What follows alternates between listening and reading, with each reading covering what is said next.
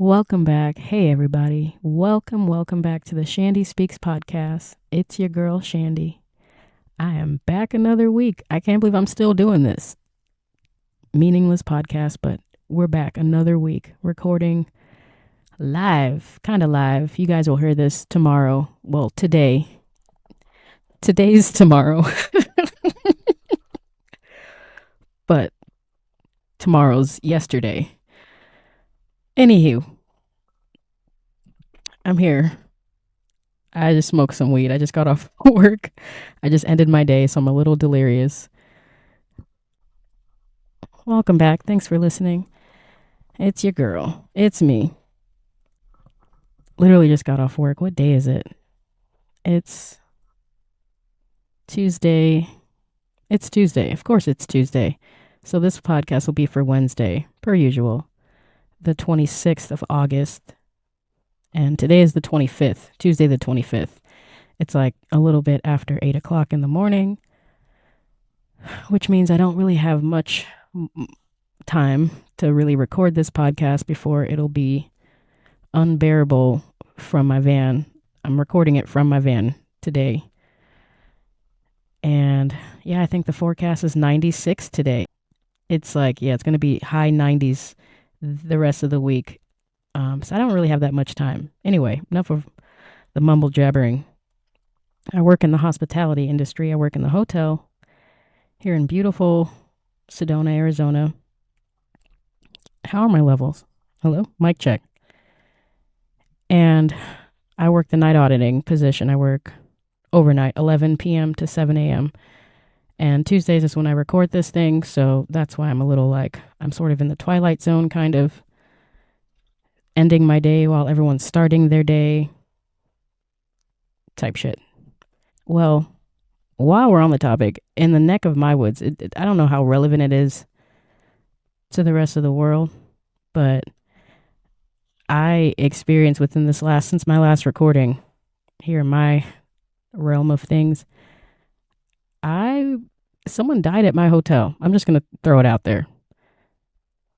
Someone passed away peacefully in their sleep at a hotel that I was working at. Not while I was working, but I was there when they got the call. Crazy fucking shit. I'm kind of still processing it. It's been I think it happened on Thursday. I forgot. A few days ago, bro. Less than a week ago. It's not funny. It's really tragic. It's really sad. But it made me want to Google the statistics on that. You guys know how I like my fact checking and shit, or just how often does that happen in the hotel industry? So I work in the hospitality industry. I also work at a small business, a bed and breakfast. In Sedona, there's literally hundreds of bed and breakfasts out here. There's more bed and breakfasts, B&Bs, Airbnbs in Sedona than there are locals who can afford to even live here. That's a fact.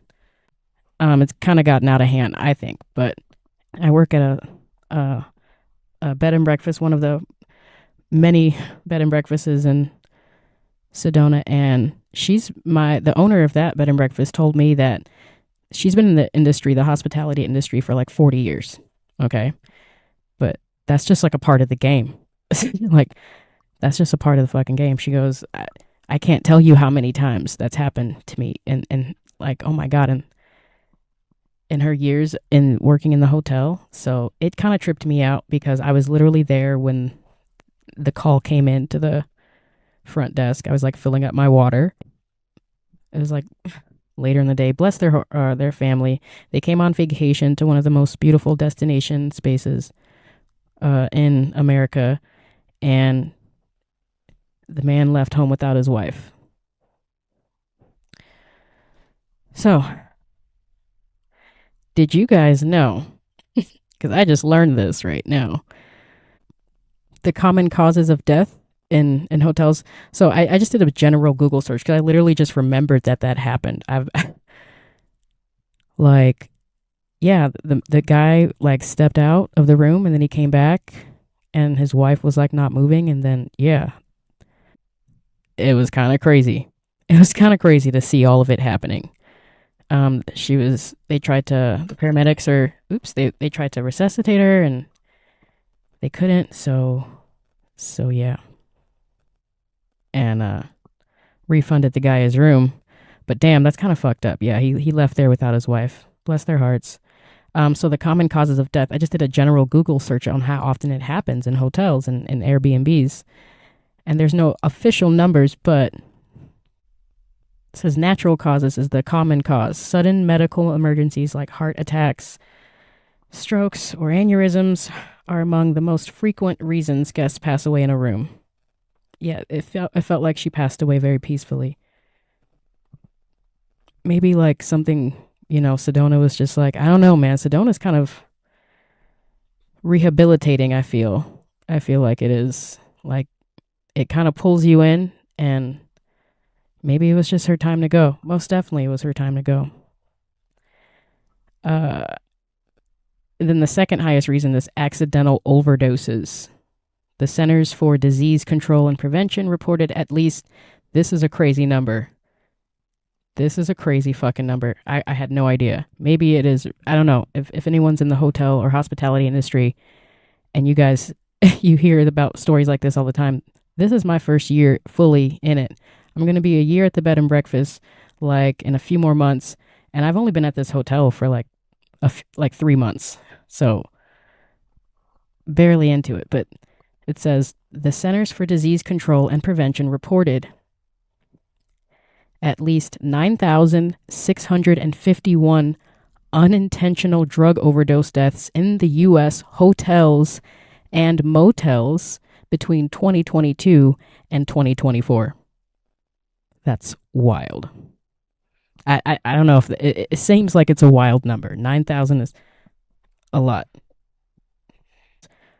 4,825 and a half unintentional drug overdoses in hotel rooms in America per year between 2022 and 2024 on average. And then the next, and this is where it gets weird. And this is the stuff that's like very rare, but hotels and motels also see instances of intentional self-harm and less commonly violent crime. So it's less common, but they do see people, off themselves in hotel rooms. It's crazy. And then carbon monoxide, faulty heating systems or blocked ventilation can occasionally lead to accidental carbon monoxide fatalities. Okay. And then this is fun to read, kind of. Probability and odds. So the per room odds, I thought this was really interesting. Statistical estimates suggest that roughly 1 in 1,000 hotel rooms experiences a guest death over the course of a year. Wow. I wonder if that mean, like, is that 1 in every 1,000 like different reservations? Like every 1,000 reservations, you're going to have one person to die in one of those rooms. And then get this, the cumulative chance for an older hotel that has been open for 25 years, the statistical probability that someone has passed away in a specific room at some point in its history is roughly 1 in 40. That's wild. So I don't know how old my hotel is, but we got a lot of rooms. So yeah, I just thought that was wild. Rest their soul. That's really all I needed to cover on that. That's just something that was big that happened this week.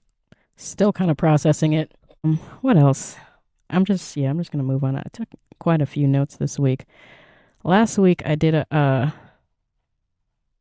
deep dive on the 50s and the 60s. I'm pretty sure, right? I did something about like the advertising that they were marketing towards women for not wanting to be housewives, and the cigarette commercials. I was talking about the commercials from the 50s and the 60s. So I think I'm going to do like because I kind of got lost in it again this week. I think I'm going to do like a little mini series. This is going to be the part 2 mini series of my little decades going through the history of like sort of just the American entertainment, I guess, from every decade. And I think I might do a part 3. So the last one I did, the 50s and the 60s. Because since last week, I've been actually watching a lot of comedy stand-up from all the decades. So this week, I'm going to cover the 70s and the 80s because I don't think I covered it last week. And I did have some notes from last week that I didn't get to because there was just so much from the 50s and the 60s. We have come such a long way. We have come such a long way. So yeah, this week I'm going to do a little deep dive on just the comedy and just the times that we were in from the 70s and 80s and 1970s and 1900s for all you young folk out there. It may be boring, I don't know, but I thought it was really interesting. I like watching stand-up comedy in my free time, so I was like, how was it back then? Y'all, we were off the chain, like we were off the charts. We were just saying whatever the fuck. It's crazy. Ignorance really is bliss, but then also like no one really cared. Like also no one really cared. And people were like, I think people were a lot less sensitive. Like you would be able to say, you were able to say a lot more on TV. And now I'm not saying the comedy is, I don't know, the comedy is very different. I think today, like back then, I feel like at least from the 70s and the 80s, it felt like it was more like theatrical. Like it felt like the comedians also felt like that they were more than comedians. They were entertainers, they were actors, and that they had to put on like a full show. I don't know, like with their whole body. Like they have like full body comedy, if that makes sense. Shit, some of them were doing like props and music numbers and all kinds of stuff. Whereas the comics today, they kind of just go out there with their flannel t-shirt and their fucking anxiety and depression and issues with the opposite sex or what have you. Not saying it's not good. I can't really think of a comedian today who's like kind of killing it right now, who's like a tip of my tongue right now. The only one that comes off my head is that I don't even know if I'm saying if it's Josh Johnson or John Johnson. It sounds like it's Josh Johnson. He's a melanated black comedian who I've seen within the last few years come up slightly, and he's actually legitimately, I think he's funny. Very left-leaning comedy if you're into that. Sometimes I'm into that, so I think he's funny. But I can't name any other like comedians that are like up and coming today, the way that we knew our comedians back then. One thing I noticed in the 70s and 80s, actually even a little bit in the late 60s, white people really loved Bill Cosby back in the day. It feels like he was everywhere. He was like all over the advertising. He was in the TV shows. He was doing stand-up. Bill Cosby did like clean stand-up. I can't picture him. I don't think I could have ever pictured him. I think I knew that, but I don't think I could have ever pictured him as like a stand-up comedian. Because I knew him as Bill Cosby from The Cosby Show. And then, you know, the recent sexual assault. I don't know if the other allegations, they're definitely, he's definitely guilty of all that. That's all I know about. But there was a time before the Bill Cosby where he was like, everybody loved Bill Cosby. That's how he got on The Cosby Show. Apparently, Bill Cosby had a show. He had the show, The Cosby Show, for like 2 years before The Cosby Show that we all know and love today. You know, with Little Raven and Malcolm Jamal. I forgot his name. Malcolm Jamal Warner? Some shit. Theo. He had the show as The Cosby Show for 2 years, and he was like a teacher or something he was a bachelor. He was just a bachelor black man who was a teacher at a high school, like a basketball teacher or something, just living by himself. And I think it got canceled, or let me see, I think I got notes on it. Either way, it wasn't successful. They tried to pull whatever they were trying to pull in 1969. I think it was 1967. It only played for like 2 years.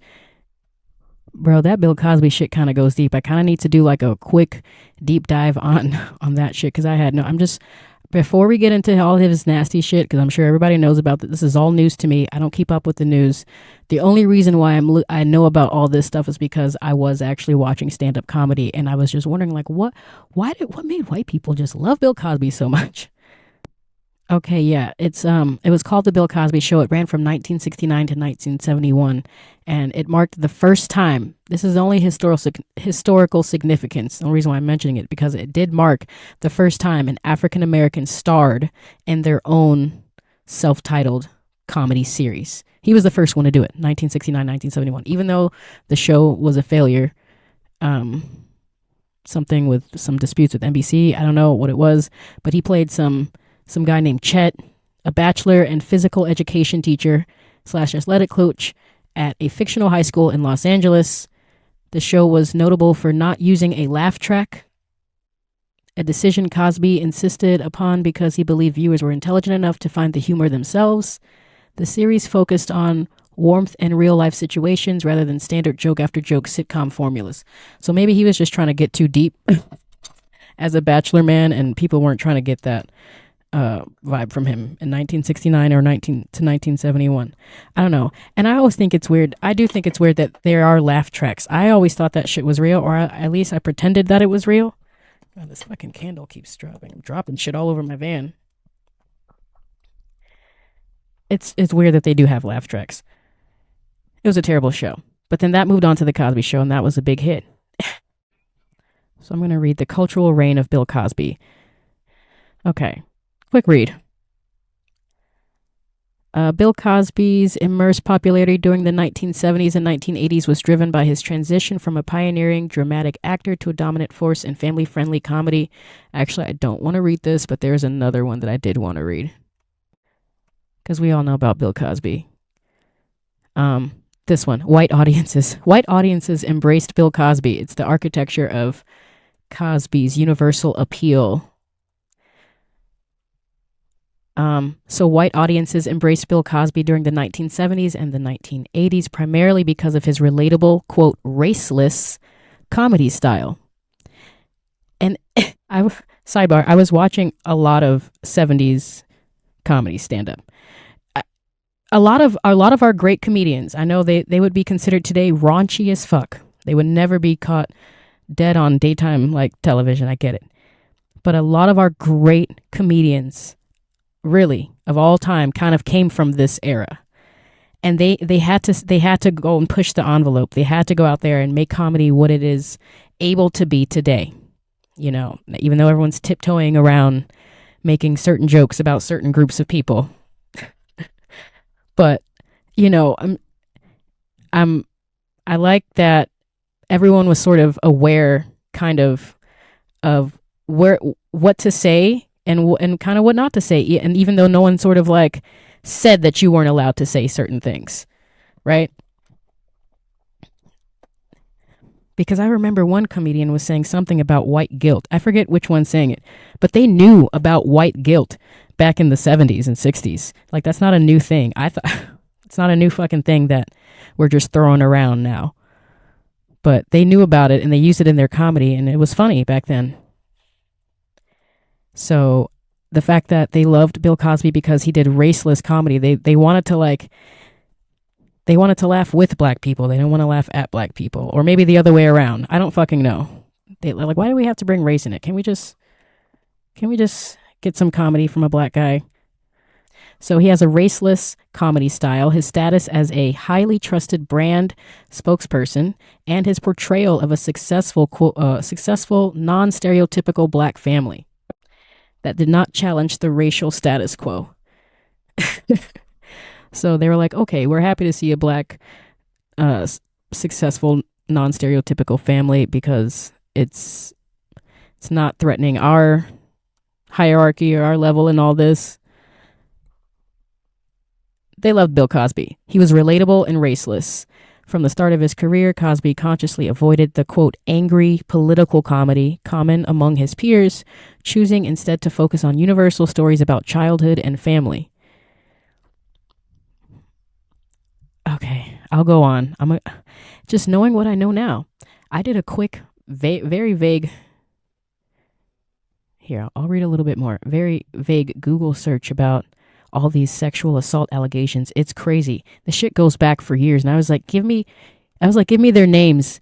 I was like, oh yeah, give me their names and the dates of when they happened. And they broke it down. It goes back from 1965 all the way to 2008. Over 60 women have accused Bill Cosby of sexual offenses.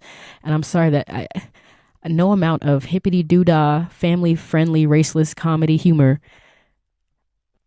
I can erase this. Did you guys know about that? I didn't know about this. I think I saw something like as recent as 2026. March 2026, he paid out a lot of fucking money to someone.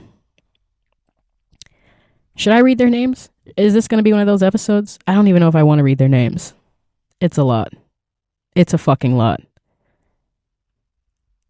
Over 60 women have accused Bill Cosby of sexual offenses, including rape, drug-facilitated sexual assault, and child sexual abuse. And he was in everybody's living room in the 60s and 70s and 80s. They were eating Bill Cosby up. The alleged incidents took place over more than 5 decades, spanning from 1965 to 2008. And then it says the following is a chronological list of specific accusers and the years of their alleged encounters. Okay, so they are all alleged encounters as detailed in the sources, but there's one lady who got paid big money. The most recent civil liability findings against Bill Cosby occurred in March 2026 when a California jury found him liable for a sexual assault committed more than 50 years prior. Good. Come on, man. According to the sources, the following are the most significant civil findings. Donna Motsinger. Yeah, she got $59 million. The jury awarded Motsinger a total of $59.25 million. This was broken down into $17.5 million for past damages and $1.75 million for future damages, including mental suffering, loss of enjoyment of life, anxiety, and emotional distress, and then $40 million in punitive damages. Yeah, they found Cosby liable for drugging and raping her in 1972. Bless her heart. And something like that was like the highest payout, I think, to date, $59.25 million.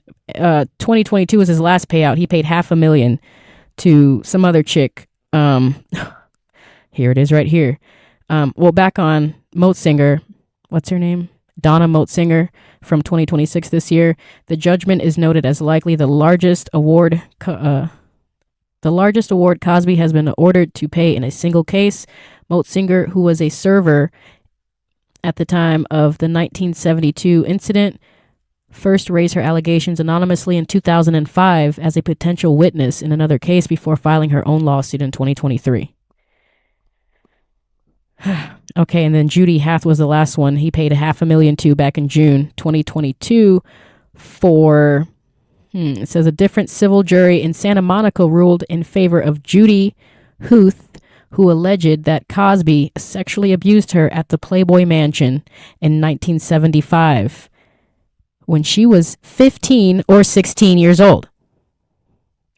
They gave her $500,000 for that.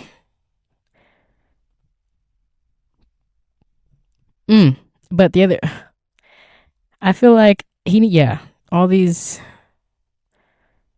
that's crazy. I feel like she probably could have deserved a little bit more. But he might have had a good lawyer back then. I think it's only going to go up from here. Like all these allegations, when they become out to be proven, and hopefully there'll be some justice.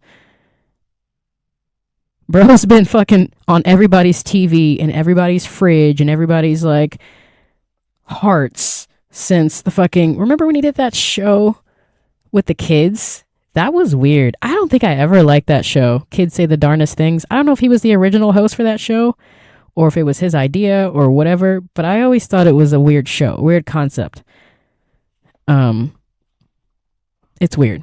It was like, now looking back, it was like easy playground for pedophiles, I think.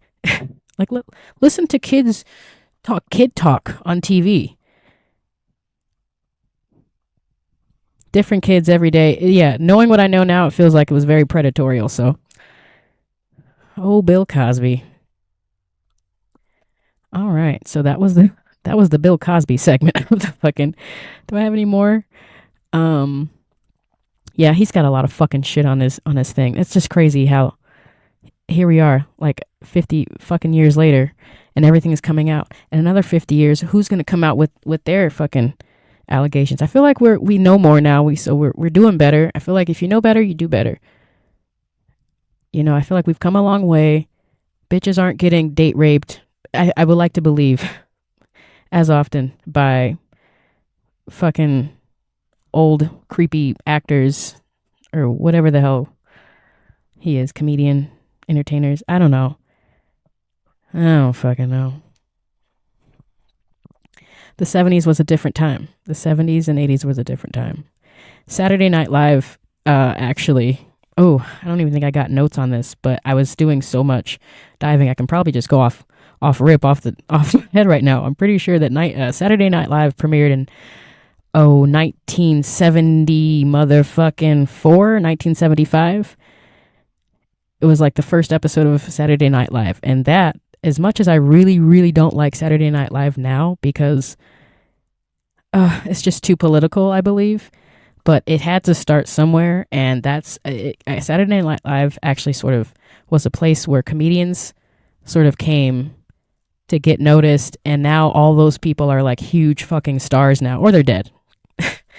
Huge fucking stars. Like all the best comedians of my time, I believe greatest of all time, have been on Saturday Night Live at some point, right? It's like a career milestone. And it was so fresh back in the 70s. Man, what a time to be alive. I bet the cocaine was good too, man. Whew. Did they have cocaine out? No, they didn't have cocaine out until like the 80s, I believe. What were they doing in the 70s? I feel like they were doing cocaine in the 70s. No, they didn't have crack until the 80s. That's what that was. Because I feel like them disco people, them people who were just grooving, they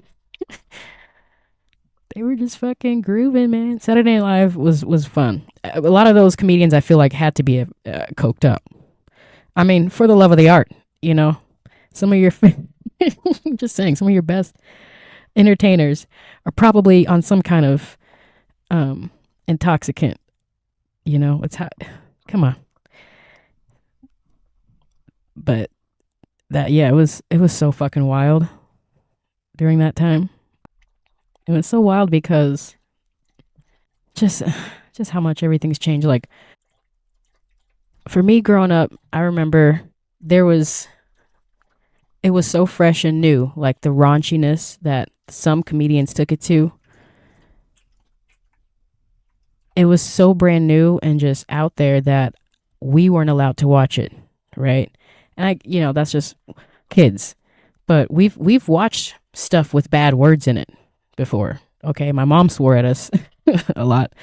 But we watched movies with our mom, without our mom, but with her permission, with bad words in it. But we were never allowed to watch this one Eddie Murphy movie and this one Richard Pryor movie. It was that bad. I remember my mom said, you are not allowed to even listen to it. You're not allowed to watch it. You're not allowed to listen to it. Like wash your ears out with soap type shit. Like we weren't allowed to listen to, I forgot the name of this Eddie Murphy special, but the one with he's in the purple suit. Okay. I eventually watched it in my adulthood, when I bought it myself and got grown. I was like, wow, thanks mom, because this probably would have traumatized me in some way. And the jokes wouldn't have landed as they did when I was older, because it was pretty out there. Racial shit, sexual shit. Richard Pryor and Eddie Murphy sort of like, I would say Richard Pryor first. He was out since at least the 60s. At least the 60s. Definitely gained popularity in the 70s and 80s.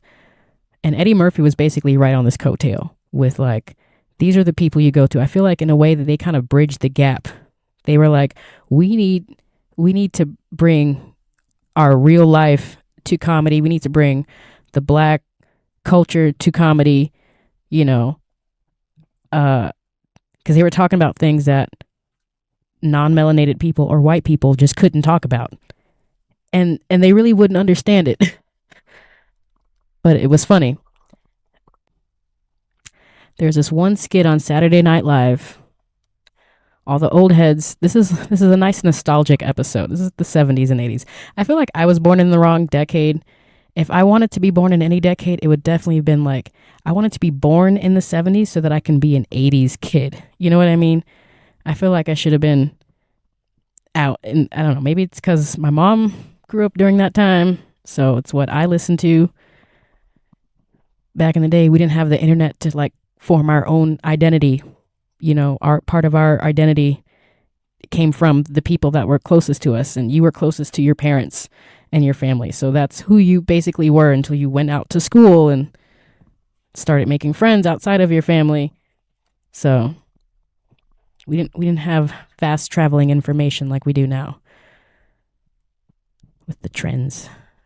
So this is a nostalgic episode, but there's this one episode of Saturday Night Live that, if you're, like I said, if you're an old head, if you're older than me, you already know which one I'm talking about.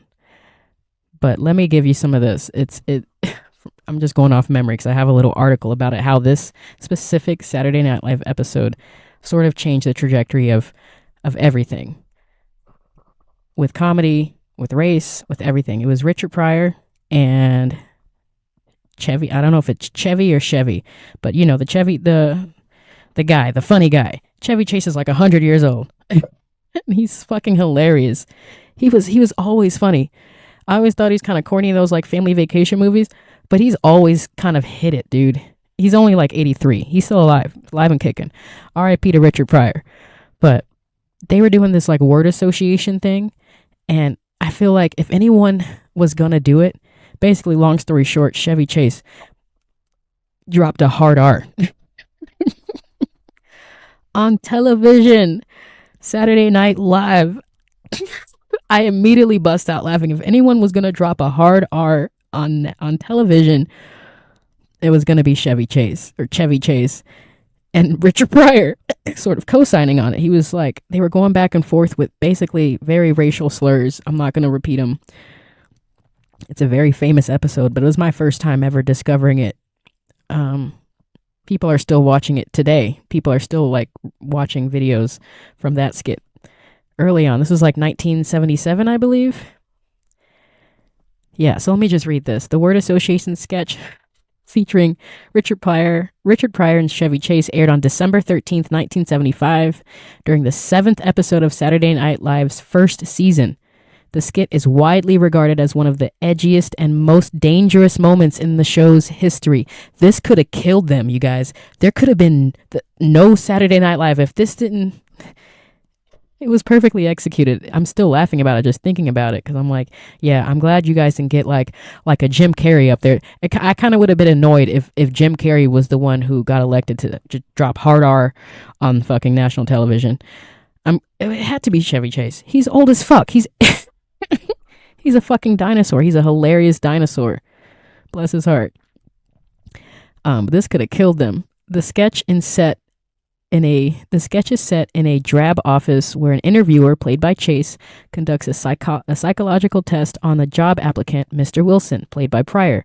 After noting that Wilson's motor skills and Rorschach tests are fine, Chase suggests a game of word association to determine if the applicant is fit to employ. The exchange begins with the interviewer saying dog, Wilson saying tree. Interviewer says fast, Wilson says slow. Interviewer says rain, Wilson says snow. The tension ratchets up as the interviewer begins using increasingly offensive racial slurs, and the, quote, mental game degenerates into a slashing duel of insults. I'm not going to read them all, but it just keeps getting more and more and more. And then it ends with the climax occurs when Chase confidently sneers the ultimate slur. Without hesitation, Pryor stares him down with a twitching, maniacal expression and replies, dead honky. I guess honky's not too bad. I don't think that's a bad word. It's kind of a slur. And visibly frightened, which I don't think just the way that he executed that hard R, dead honky didn't sort of it didn't really pierce the way that it did to, like, I kind of feel like, okay, I kind of feel like back in the time, yeah, that word could have been just a word that people just threw around all the fucking time. But now hearing it, it's just like, yeah, it kind of pierces hearing it from back then, if that makes sense. So Dead Honky doesn't really cover it, but I digress. Visibly frightened, the interviewer immediately offers Wilson the job at an annual salary of $15,000, 3 times the original offer, plus 2 weeks of vacation, begging, just don't hurt me. Bravo, bravo. That was actually written by, I believe, Paul Mooney. Is that motherfucker still alive? I don't know. I feel like Paul Mooney passed away. I only know about Paul Mooney from The Chappelle Show. Millennials know about Paul Mooney from Chappelle Show, but I feel like that motherfucker passed away a while ago, right? But he claimed he wrote the sketch in a single afternoon as a response to the, quote, bullshit and condescending job interview he was subjected to by Lorne Michaels and NBC executives before they would hire him. That's hilarious. Oh, God rest his soul. He passed away in 2021. That was hilarious. That was a little Saturday Night Live history.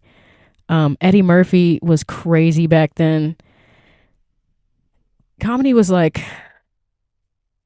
I think it was more free back then. Eddie Murphy was one of my favorites back in the day. I couldn't watch his hardcore stuff. I think it was called Raw. I don't know. He was wearing a purple suit. There was one where he was wearing a purple suit, and I know there was one where he's wearing a red suit. I feel like Michael Jackson-esque. I think he really loved Michael Jackson. I think they were best friends, or they were like friends. But Eddie Murphy was hilarious to me back then. And just the way that R.I.P. Charlie Murphy, his brother, the way that Charlie Murphy was on the Chappelle Show, I'm just like, man, this is just like old-timey, like just good comedy. Like, it's just harmless, but it's also touching on important things, but in a way where it's like, it's funny. You can't tell me that fucking black white supremacist on Chappelle Show wasn't fucking funny. For the times, obviously, if they came out with it now, it wouldn't be as funny. But at the times, man, we needed that. We needed to like shake loose so we can have these conversations. And comedy helps that. Comedy's like a safe space, especially for, I don't know. People say you shouldn't mix comedy with politics, but I think you should. I think comedy, from what we gathered from all of the greats that have passed away, like Robin Williams and shit, like if it weren't for comedy, they probably wouldn't even be here. Comedy is the way that they, bringing laughter into the world is making the world better. Even if you're just laughing at shit that you probably shouldn't laugh at. It actually is making the world better. All right, I'm sounding all sappy, but it's the truth. Okay, I'm going to read this last thing about Eddie Murphy. What else do I have this week? So, yeah, during the 1980s, Eddie Murphy, this is the unfiltered edge of Eddie Murphy's early stand-up. He was one of my favorites. During the 1980s, Eddie Murphy's stand-up persona was characterized by a fearless and unbridled energy that established him as a comedic rock star, but is now viewed as deeply problematic and unhinged by modern standards. I wonder why. Influenced heavily by the, quote, raw and confessional style of Richard Pryor, often prioritizing a, quote, desire to shock with vulgarity over the relatability and vulnerability of his predecessors. Extreme profanity and verbal aggression. This was like a big thing back in the day, which would not fly today. Murphy's 1987 special, Raw, that's what it was, became a landmark for foul-mouthed performances, setting a world record at the time for the highest, quote, fuck count in a theater. Wow, I didn't know that. That was a world record for the highest fuck count in a theatrically released film with 223 uses of the word. That's wild. I didn't know that. That's crazy. And at that time, yeah, that was fucking crazy. I think only people who topped that probably is South Park. 223 uses of the F word in a film. It was the highest world record at that time. Wow. His delivery was described as surgical and explosive, utilizing rapid fire timing and an unfiltered edge that, quote, took no prisoners. Perhaps the most unhinged aspect of Murphy's 1980s material was his treatment of the gay community during the height of the AIDS epidemic. Yeah, I remember when I got to watch Raw when I was older, both of them, whichever one was, he was red and purple. I remember watching it, I was older, and I was like, yeah, I'm really happy that I didn't get to see this as a kid, but I'm also like, wow, this is, even as an adult, even understanding it, and even having, like, I feel like a good sense of humor, it's kind of crass. It's kind of, and yeah, it's been a while since I've seen it, but I remember it being a little bit of, there was some insensitivity around certain groups, the gays, let's just say that. What did he say? His 1983 special, Delirious, that's the other one, famously opened with a homophobic tirade where he declared, "Faggots aren't allowed to look at my ass when I'm on stage." And I remember that. I do remember that. It was funny as hell.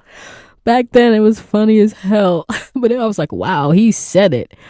We were kind of softening that F word, sort of, in the later 90s, but whew, that was still raunchy as fuck. He says, "I'm afraid of gay people." And that's okay. That's usually what it comes down to.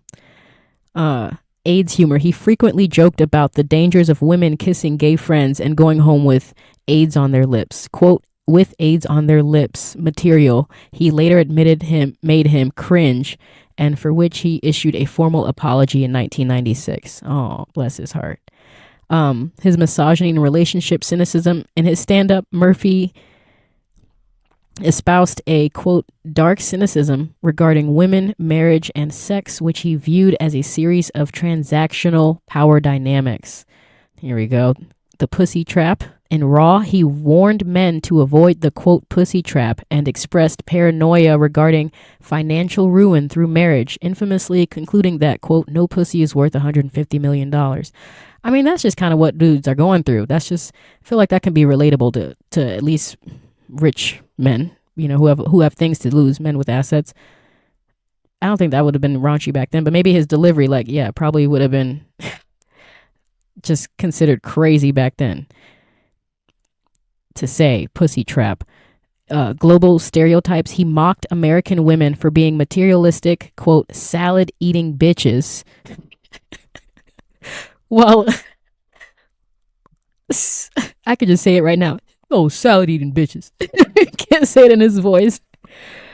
I could just hear it. While expressing a preference for subservient Japanese spouses or an idealized, quote, "bush bitch" from Africa who had no concept of Western rights. Oh, there it is. Until American women supposedly corrupted them into demanding, quote, half of a man's assets. I always think it's funny, like that men think that, we're actually just going after half your money. No, we're just going after, being loved, and then something that you did entitled us to half of your assets. So let's start there. Maybe don't cheat on your wife, okay? Maybe that. I don't know. But that was funny as hell. Toxic masculinity. Murphy's stand-up was an exercise in, quote, cartoonish, hyper-masculine projection.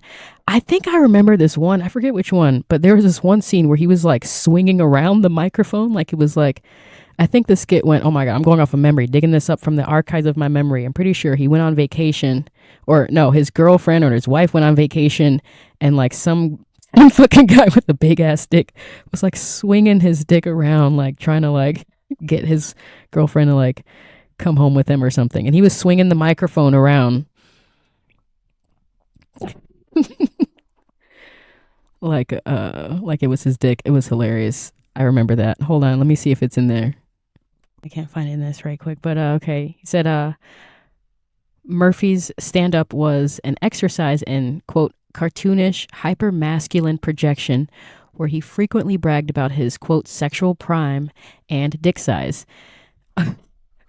Defiant blackness. He used unapologetic, context-rich blackness to heckle Reaganomics and mock white and Italian-American cultural stereotypes, and he took stereotypes used to justify black oppression and reclaimed them as a form of superiority and status. So there we go. Even his mentor, Richard Pryor, eventually accused Murphy of being, quote, a little too mean. Hey, that was the next level. Richard Pryor, I mean, if Richard Pryor is saying you're a little too mean, I'm just saying. Maybe Eddie Murphy was the best in my time. He was the best to do it. He's one of the GOATs. Um, but even Richard Pryor accused Murphy of being a little too mean during this era. While Murphy's 1980s specials remain the highest grossing concerts filmed in history, critics have described them as a, quote, comedy of intolerance and cruelty. I guess that's fair. Years later, Murphy reflected on this material as, quote, cringy and ignorant, noting that it was the product of a, quote, kid who was uneducated about the serious issues he was mocking. And that's fair. That's fair. Obviously, he's not putting out more comedy like that today. We would never allow it. But at that time, yeah, it shows the times we were in. He was younger, much younger. And he was also very young, very much in his sexual prime. I really, he was my little comedy crush. Eddie Murphy, yep. So I'm going to read this last thing about comedy, and then we're going to get off of the decades segment. This is fun. I'm taking a little nostalgic trip down memory lane here. This is comedy as a safety valve for social protest. I know people don't like mixing comedy with politics, but it's kind of what we have right now. Actually, literally more times than not, people are going to listen to comedians nowadays before they listen to someone's fucking podcast or even the news, because at least it's coming from a place of, some kind of authentic place. It's coming from their perspective of how they're processing the shit that's happening around us. So it kind of makes me feel good. It makes me feel like, other people can experience these feelings as well. So, stand-up comedy in the 1970s and 1980s served as a critical psychological release valve for those facing racism and oppression, allowing for the emergence of relegated perspectives in a society riddled with inequality. By leveraging the inherent ambiguity of humor, comedians were able to voice criticisms that were considered, quote, too hot for everyday interaction, transforming the stage into a site of momentary but constant social protest. Do I want to read this? Nope, I don't. But you guys get the fuck I'm saying. Actually, we're off on that whole topic. I'm over it because I'm actually getting kind of tired. And this is going to be a comedy episode. Yeah. Oh my God. I'm going to smoke a little bit more. Smoke a little bit. Apple juice falling from my lips. Took a little sip.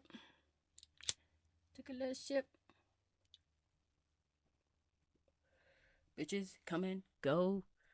Money, come and go. I didn't just do a comedy little deep dive rabbit hole thing this past week. Disney came across my little thing because Disney movies were kind of big. I'm only going to go on a brief little tangent about Disney because it was big, really big actually, way back in the day. But when they started getting color in their movies back in the 70s, that's when shit kind of changed for them. I believe the oldest movie, I'm trying to think, I think it was Aristocrats, or one of the first colored movies, or one of the that they had, Aristocats. I used to like that movie, but just the amount of like a cultural appropriation and racism and all this other subliminal messages and sexualization that it's all laced throughout these Disney movies. I mean, I'm sure we've all heard about it by now, but yeah, that was really big in the 70s. I didn't actually deep dive into the 80s movies. What do I have actually about the Disney movies? The occult imagery and ritual magic. I think everyone knows about that. The Disney machine. I don't actually have any specifics on the year. I guess we're out of the... Do I want to get into this? I feel like talking about Disney is sort of like talking about Beyonce, right? Like, I'll do it. I ain't afraid or anything like that. But it's like, I don't really want to give them more of my energy that they are already harvesting from the rest of the world. So I think we're going to skip this Disney thing. I mean, I could read it because I do got some posts that I want to read. Fuck it, I'll read it. The Disney machine. There's mechanisms of social and mind programming. I'm just filling in this space. This might just be me just talking about random shit. It kind of relates.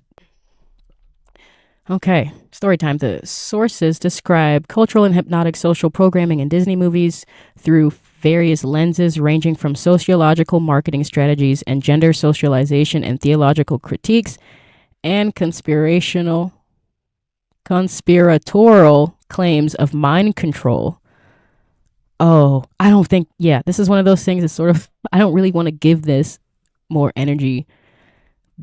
It's already harvesting all of our energy until the end of time. They've become a staple, just like Beyonce. We don't talk about Disney. We don't talk about Beyonce, not because we have anything to fear or anything like that. It's just because they don't deserve our energy. But if that piqued your interest a little bit and you didn't know about this, go ahead and look up cultural, hypnotic, cultural, societal programming through Disney. And that'll tell you that. There's also occult imagery. This actually might seem like an interesting read. This is just little bits and pieces. I think everyone knows about this, though. I didn't know about all of them, though. There's occult imagery and ritual magic of Disney films.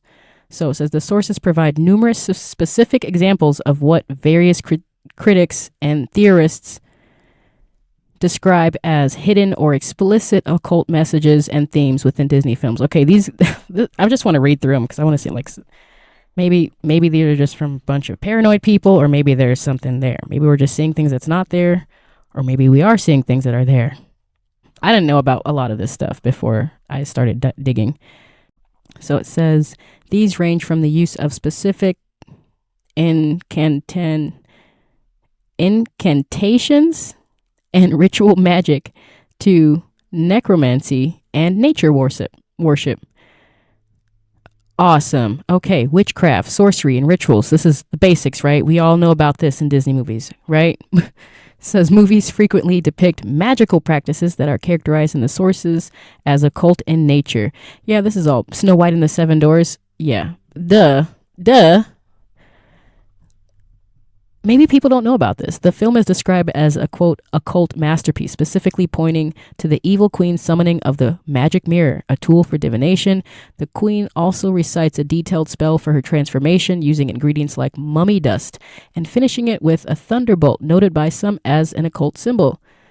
The Sorcerer's Apprentice, Fantasia 1940. I actually don't remember the Fantasia movie. I don't even think I saw it, but I do remember it was one of those movies that definitely had a bunch of shit in it, and it was controversial or critically acclaimed or whatever. It was big at the time. The 1941, and then there was 2000. There was a bunch of different Fantasia. I'm pretty sure maybe it's just the 2000.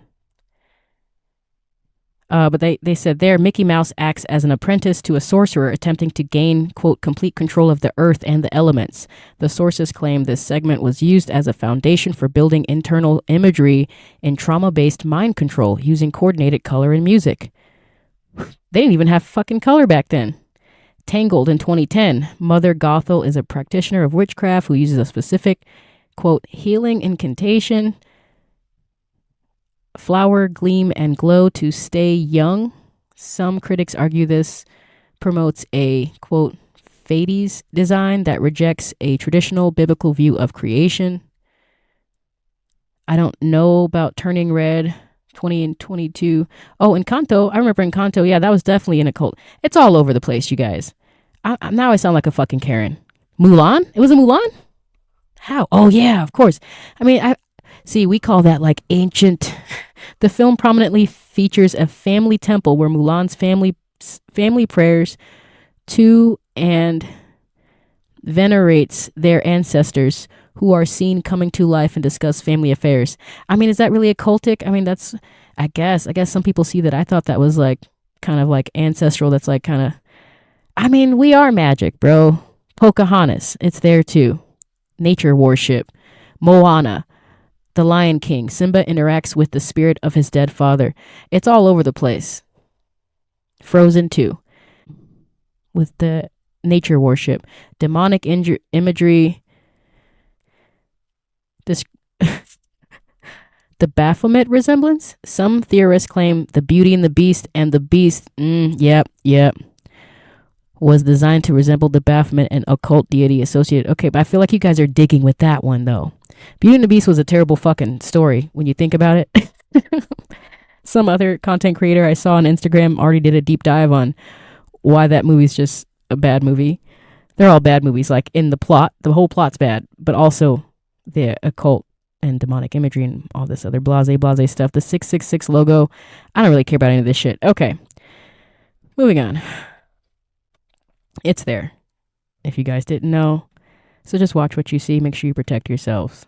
I got a couple posts that I wanted to read off TikTok, and then I'm going to just get into my fall off weekly review because I've already been talking for an hour. It's 9 o'clock now. I started at 8, so I know I've been talking at least for an hour.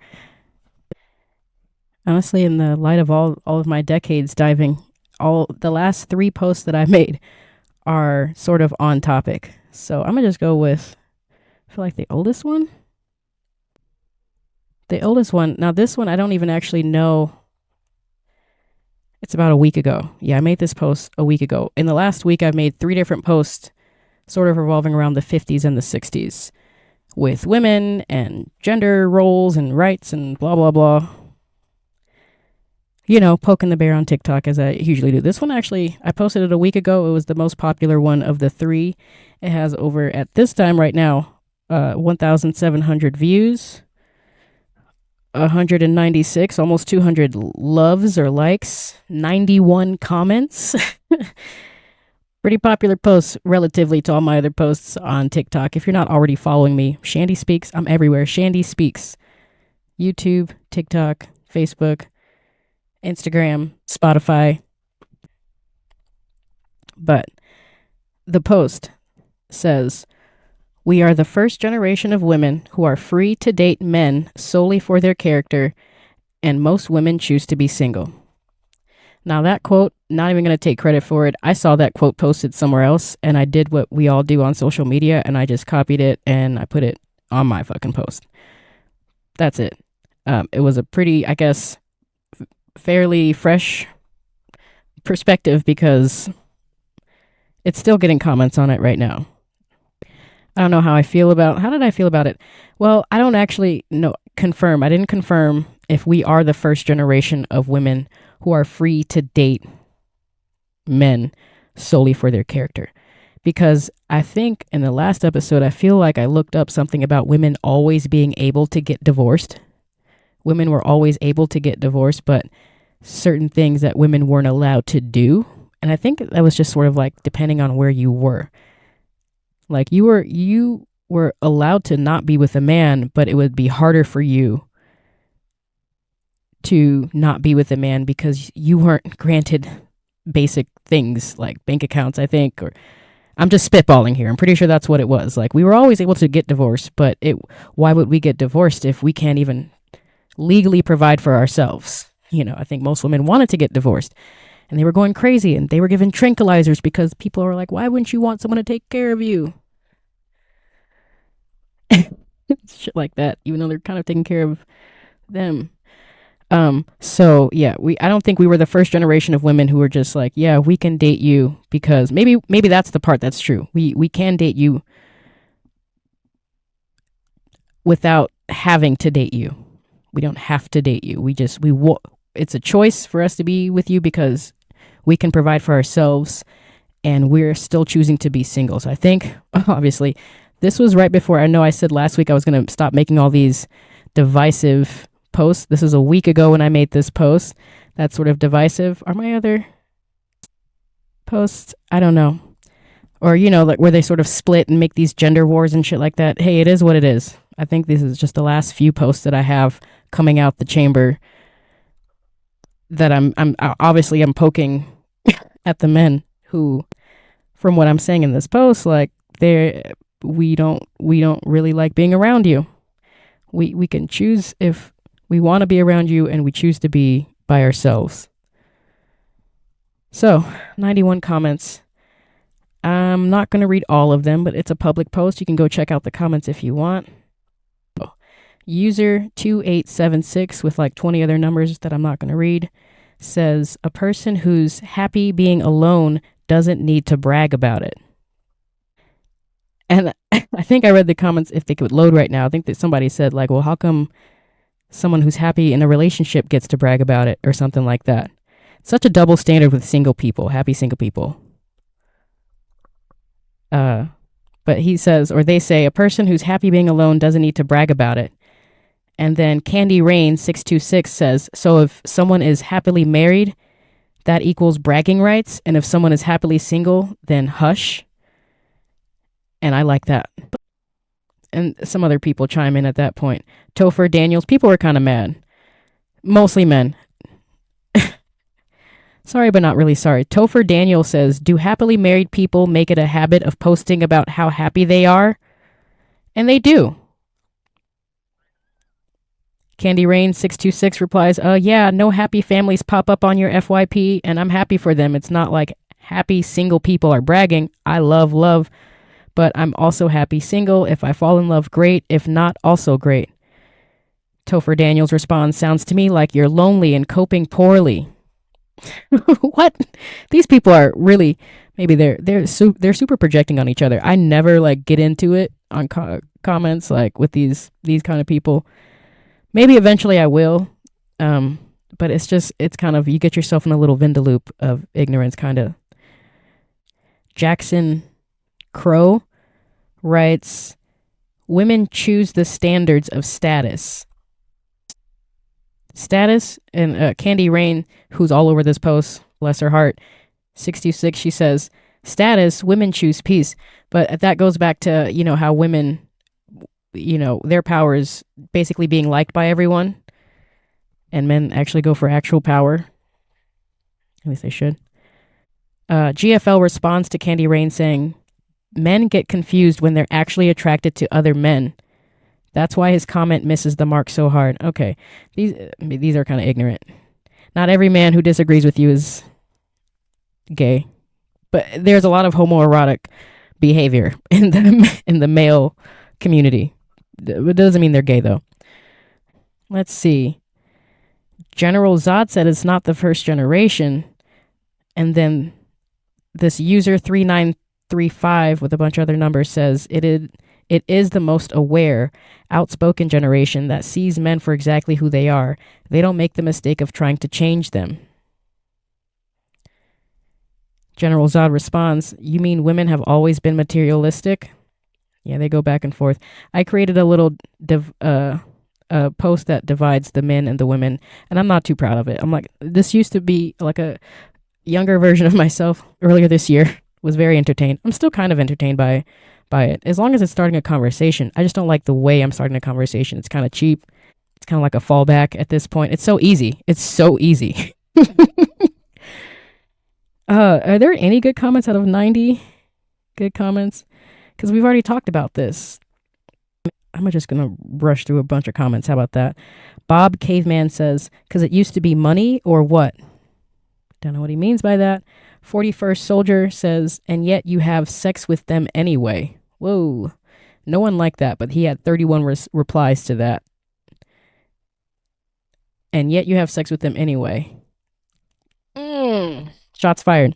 Olivia responds, if we choose 40, and then he says, 41st Soldier says, so the man is not worthy of dating, but worthy to give up your body for? Backwards logic. Ooh, I see where this is going. He probably didn't see it at the time when he typed that out, but I see it miles away where this is going.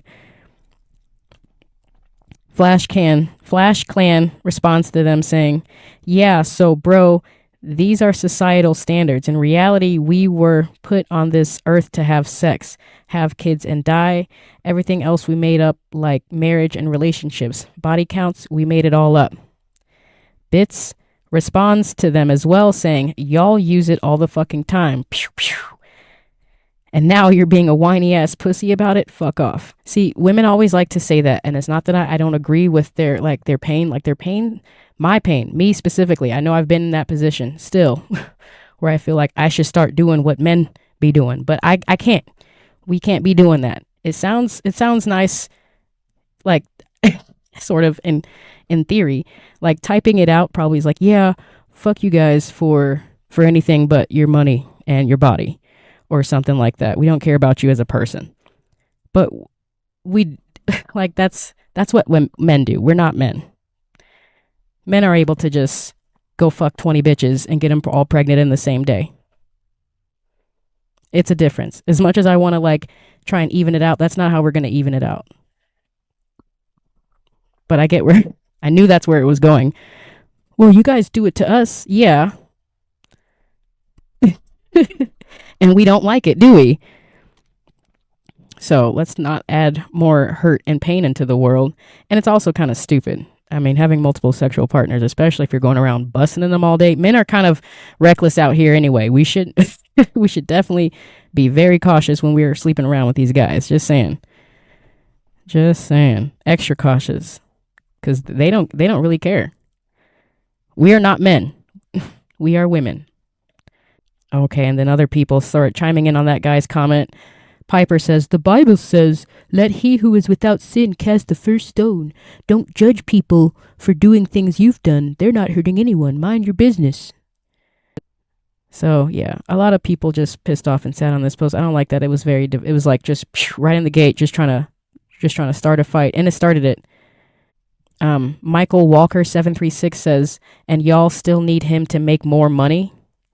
Test responds, wrong, because we make money. We don't need men for the first time in generations, and now we have standards in wanting a moral good man. Nice, he responds. You're in the minority. Most women still want the man to make more. Zelda Stark chimes in, most women make more than you. She's probably right. User 3968, bunch of other numbers I'm not going to read, says, not really. Most men of the younger generations aren't really doing that well financially. Then they go on and on for about 10 more comments. I'm done with this post. I'm going to move on to the next one. If there's any more highlights.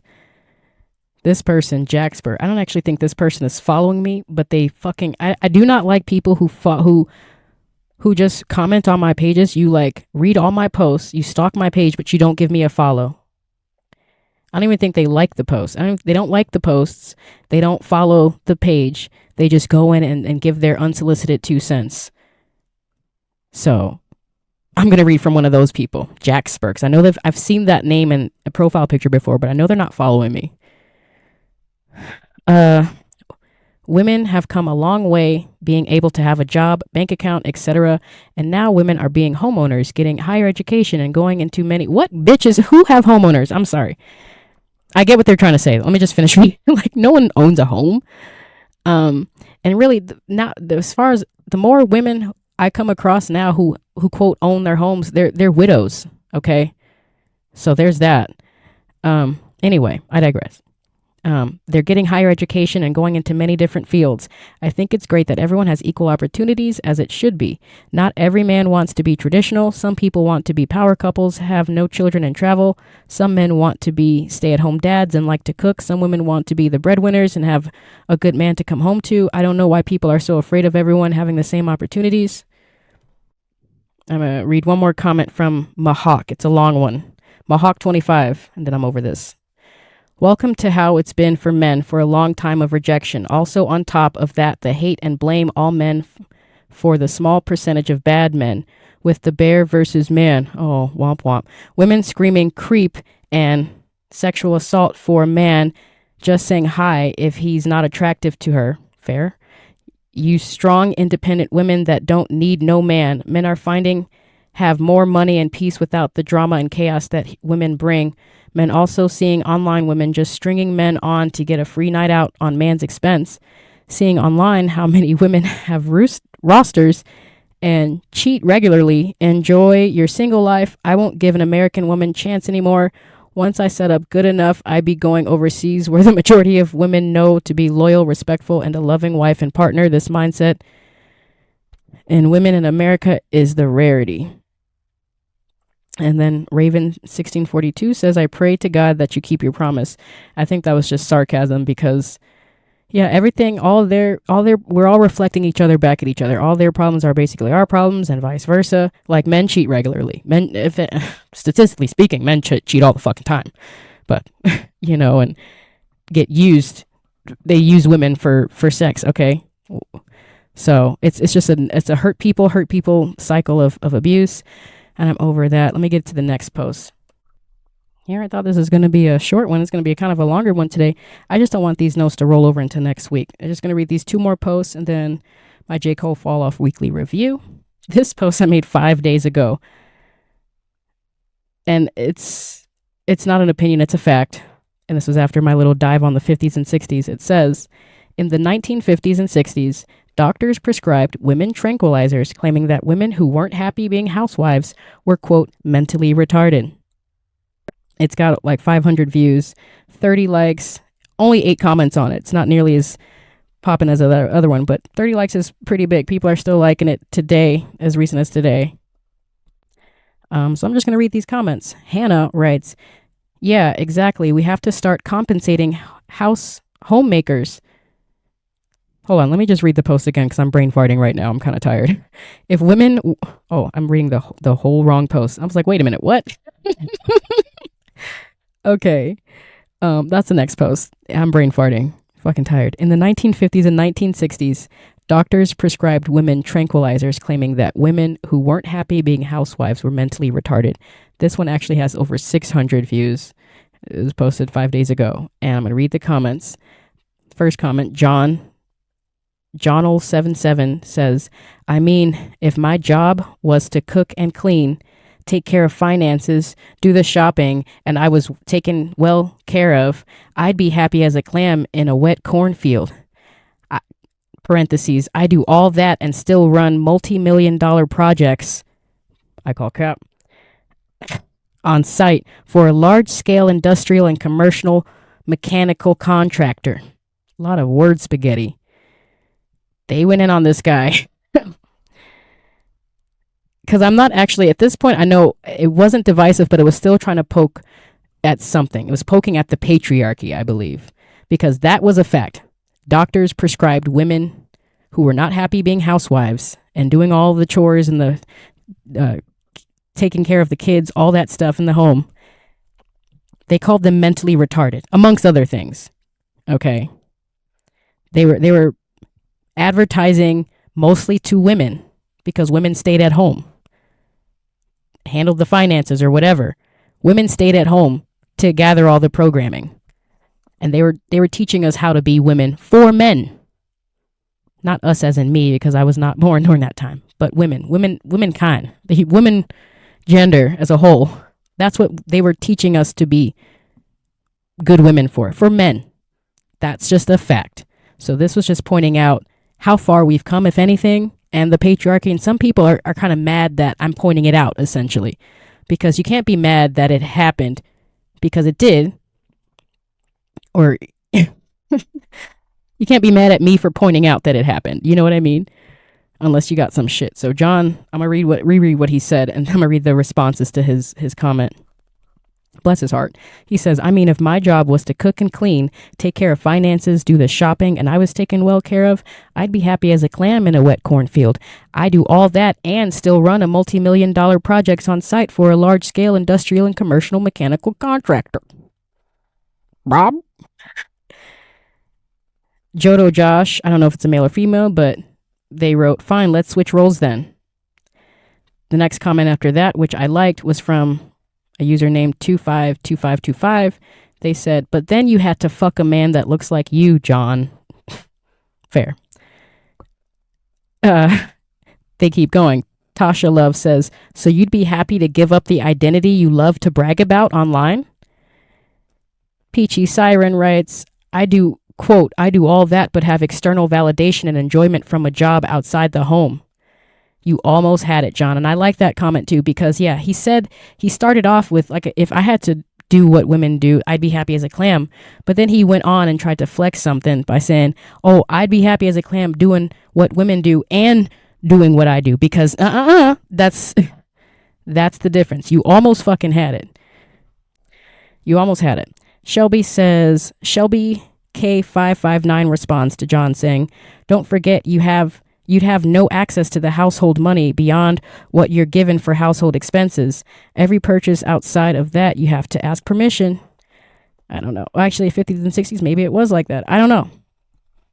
It's like we were able to divorce, but we weren't able to make our own money. And that's the part that was very oppressive. It was by design. Jay responds, "'cause they are." I think he's saying, "'cause they are mentally retarded." Like he's agreeing with the statement. Like doctors claiming unhappy housewives were mentally retarded. He says, "'cause they are." Libby responds, "You should just come out of the closet already." And I don't like this. I don't like when bitches be calling dudes gay just because they say something they don't agree with.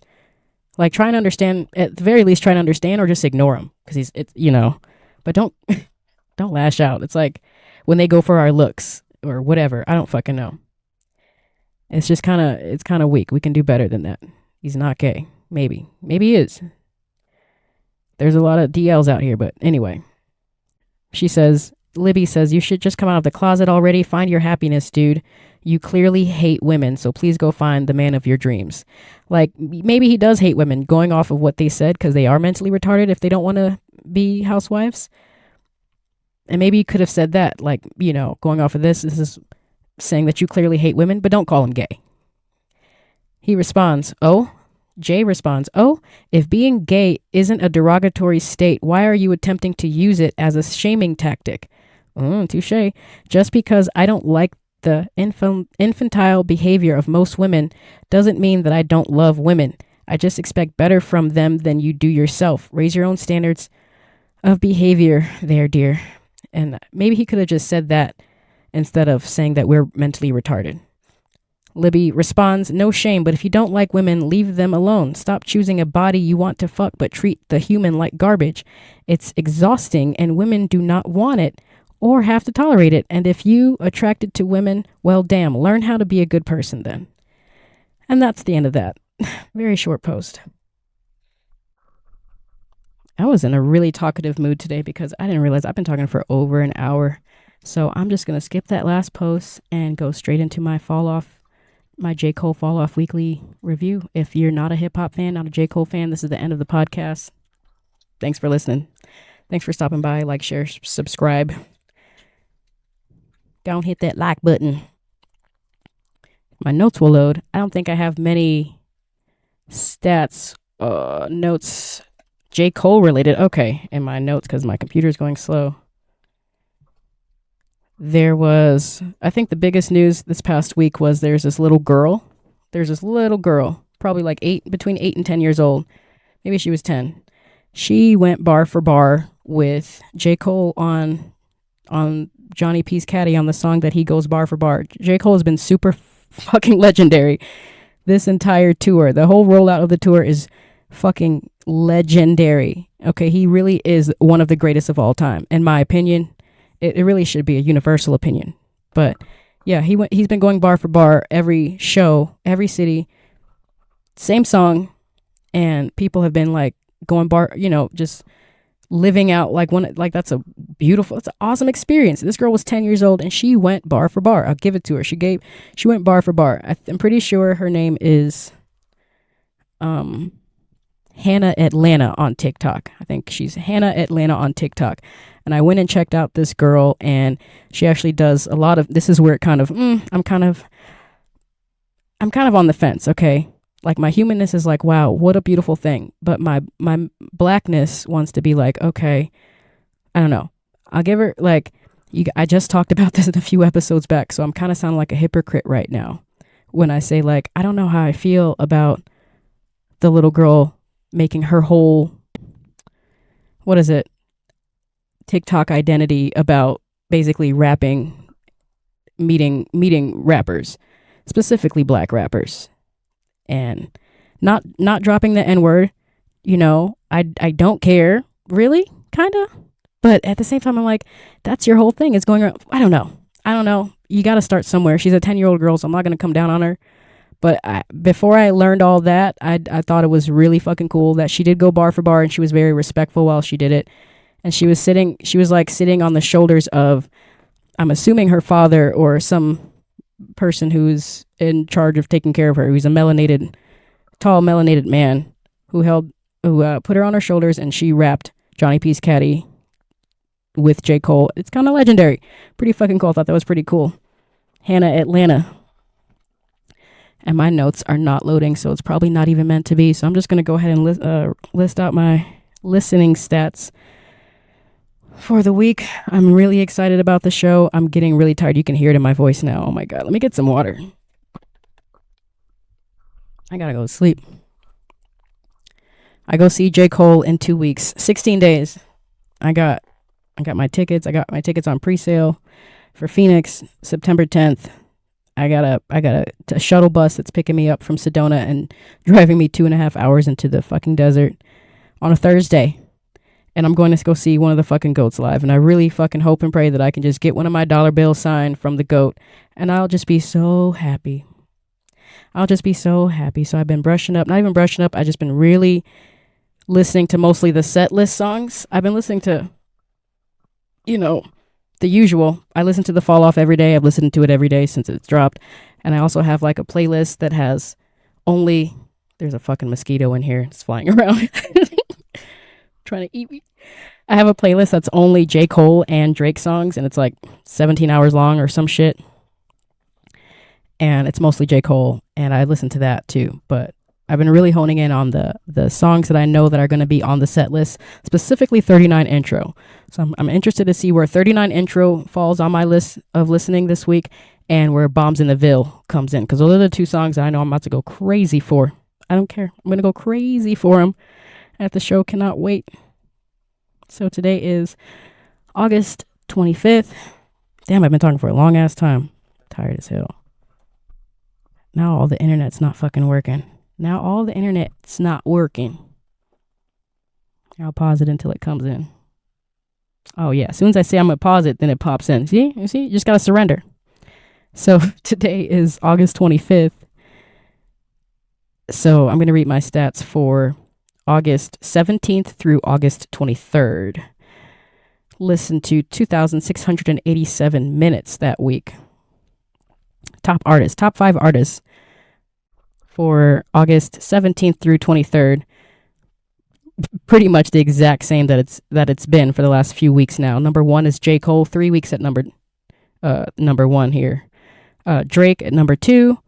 Dreamville at number 3, Boss at number 4, and Future at number 5. I'm pretty much dialed in. My Spotify Wrapped is going to be fucking nice. I'm pretty much dialed in. I've had the same top 5 people like all fucking year. Okay, now my top songs for August 17th through August 23rd. Wow, we got number 1 with Safety coming with a really beautiful comeback. I love that song. I love that song so much. It's hard not to listen to that song without like fucking vibing and also crying at some point or tearing up or feeling something just choked up. If you guys have been following me this entire Fall Off journey tour way back in February, Safety was like on the bottom of my list, and now it's like my most played. I love this song. Oh my God, I love this song. I played it 50 times this past week, August 17th through August 23rd. Safety was number 1, played 50 times. Number 2 was 39 Intro, played 31 times. Two-Face made a fucking come up. I heard he has that on the set list. It's a really classic banger. It's from Friday Night Lights, which in my opinion is Friday Night Lights is the best pre-Forest Hills Drive J. Cole album. Friday Night Lights. And Two-Face, one of my favorite songs. I played that song 22 times. It's my top 3 song of the week. Number 4 was Sacrifices. Bloody Sacrifices. That is my jam. I played that 14 times. And then 2-6, number 11. Basically all these songs except Sacrifices are on the set list. I'm ready. I'm excited. That was the Fall Off Weekly Review. Thank you guys for listening. I'll see you next week.